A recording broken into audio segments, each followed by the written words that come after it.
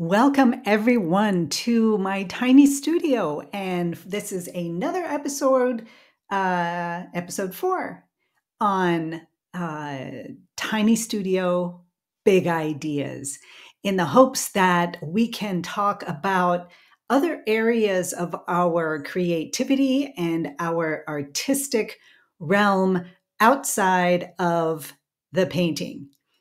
So, what are we going to talk about today? I was thinking about brushstrokes. Yesterday, I was talking with a friend of mine, and she's an artist, and she does more abstract art and more kind of fluid flowers and real creative ideas. And I just love what she does. And we were talking yesterday because I do a different style of art and a more realistic, impressionistic type of style. And she was saying that she used to do that representational work as well. But she said with her learning when she was studying art that she was taught to like everything to be blended out and to, and she says, I just couldn't get the painting to look, there was no life to it. It was bland. And I sat there thinking, what art teacher would teach their students to blend? Blending means blah, blah, blah. Yeah. So I was thinking about that all day yesterday, and I blend a lot. I have, especially when I was a beginner and I was learning how to paint. I spent most of my time trying to fix things. I put down the brushstroke and then smush it around and try and make it go where I wanted it to go, or to have it create a different kind of effect than what it was already creating. And slowly I learned how to lay a brush stroke, by just picking up a glob of paint and laying it down, and then maybe another one. And at the most, you do a third brush stroke, and then you reload your brush for the next brush strokes. Okay, do you always do that? Heck no. There's a lot of times when I am fiddling with it and, using 5 brush strokes rather than 3. However, I have learned over the years to keep my shadow sides thinner. So yeah, maybe there's a little bit more blending going on there with, and I don't want to create impasto paint in my shadow areas in general. And on the light side, it is a laying on top of. And I have seen that even though it was terrifying to do, because what if I ruined my painting? Or if I messed it up so much that, doesn't work?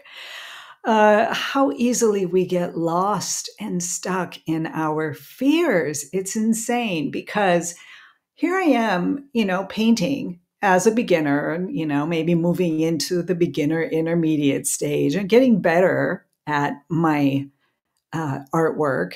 And I'm laying on these brush strokes and they're not working, right? I did it wrong. I wasn't, thinking clearly, and I laid them on, not in a professional and perfect kind of way. I am a perfectionist.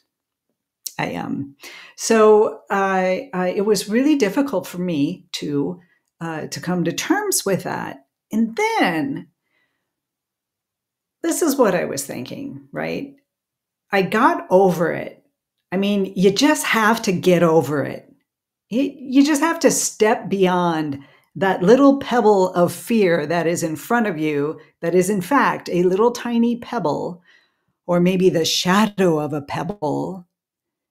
But when you're looking at it, it seems huge and can block your vision and can block you from moving forward. So I decided that I would just plow through and just finish the painting with all the mistakes, look at it, and at least have a document of where I am today. You know, it's like writing in a journal or a diary, right? It is a visual depiction of where I am today with all the mistakes. And then you know what? I'm oil painting. You know what that means? You pick up your trusty palette knife and go in and just scrape it off and do it again. So those are the options on the technical side. But the thing is, if you're smudging your paint around, if you are blending everything together, if your painting is flat, there's no life to it. There's no vibrancy to it. Not because it's thin paint. I mean, watercolors are very thin paints, as thin as you can get. And if it's done right, there is a vibrancy to it. It's exciting to look at.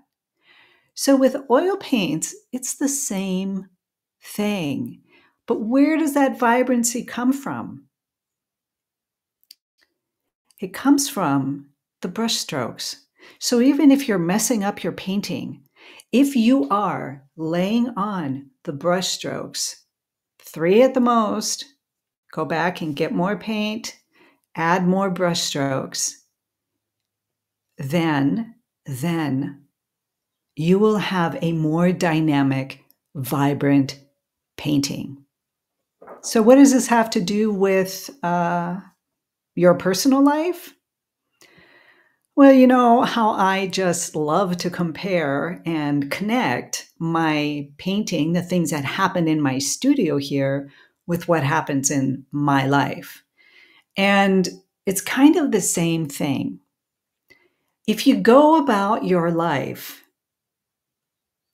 blending all of who you are into the situations around you, into somebody else, what their values are, what they believe, what they want, how they go about their life, and you just kind of blend yourself in there, your life is going to be very, very bland and weak and, without any texture. It happens to people like me who try to stay safe, who's trying to, make decisions based on what everybody else thinks is the best thing, what is right, and not do what is wrong. Okay? It's blending, guys and gals.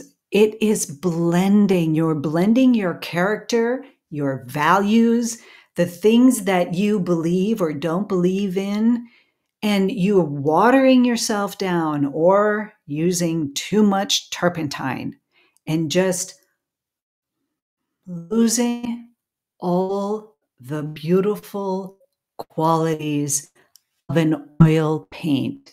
You are an oil painting, a masterful painting, and you got to use your brush strokes. So what are your brush strokes in this masterful oil painting that is you?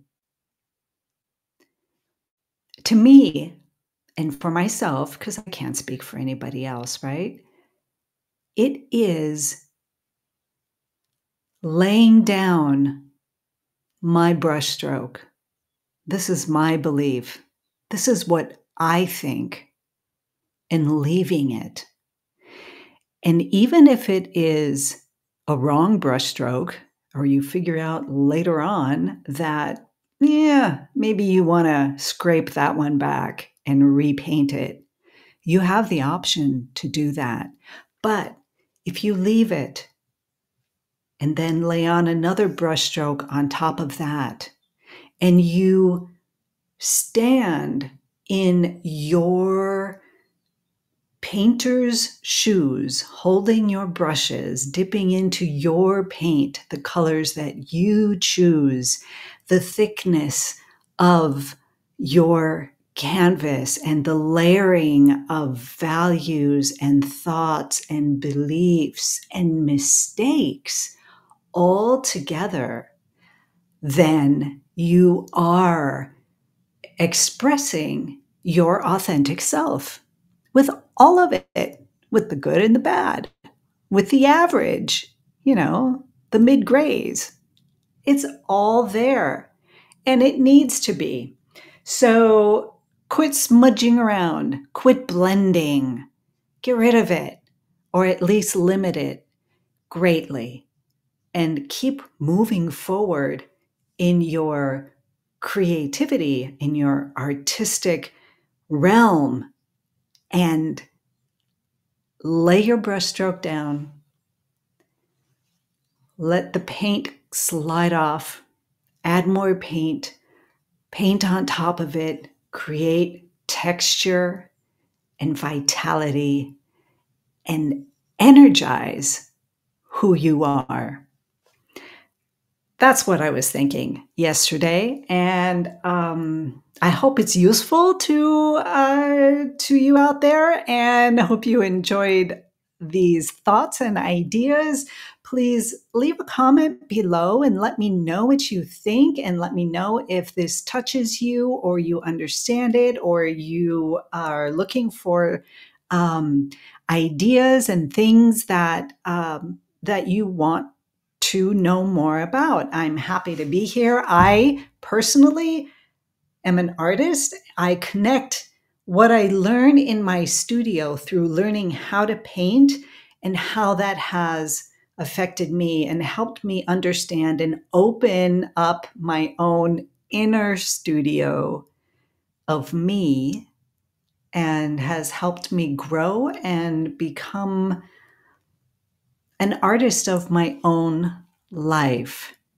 So if this is something that you like, let me know so I can keep going and uploading these podcasts for you. That's all I've got to say. Have a beautiful, beautiful day today.